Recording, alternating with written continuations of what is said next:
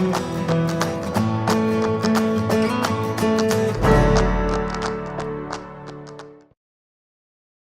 name is Sharon Steele, and I am the Vice Mayor of the town of Coeburn. So Coeburn is a gateway from, if you're from the East Coast coming this way, you will come to Coeburn before you enter into any other part of the area where you're going to have the Falls of the Little Stony, the High Knob Recreation Area. Everything starts here, and you can get there from here. Everywhere can be got from here. My name is Nathan Orms, and I am the entrepreneur and visionary for Cliffhanger Ranch Adventure Outpost. And I've been working and pushing outdoor recreation and tourism in Southwest Virginia for about 20-25 years.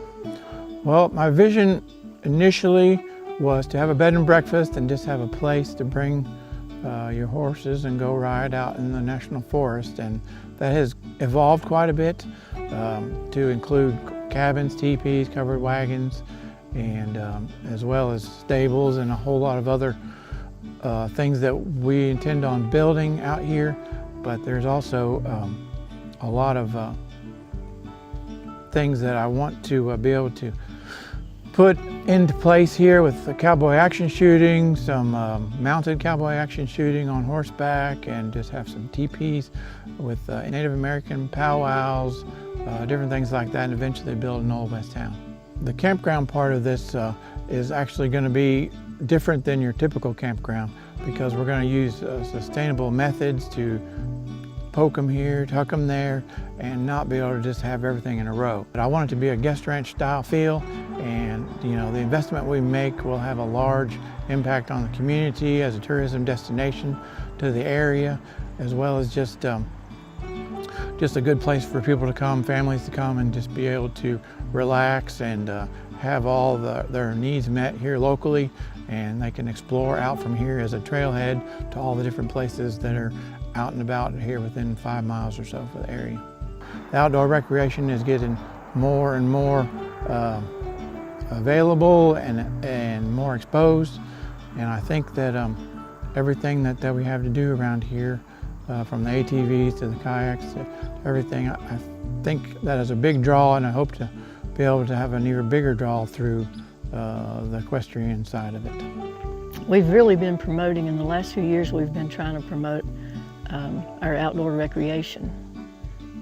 I've been involved in some trail development, worked a little bit with the ATV trails, but my primary interest is non-motorized. I've done a lot of hiking and horseback riding, and I feel like that the horseback riding could really bring a lot of folks here.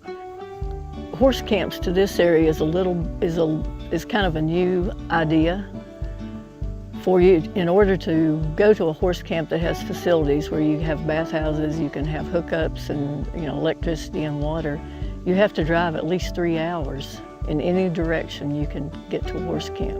So we have none within 3 hours of this area.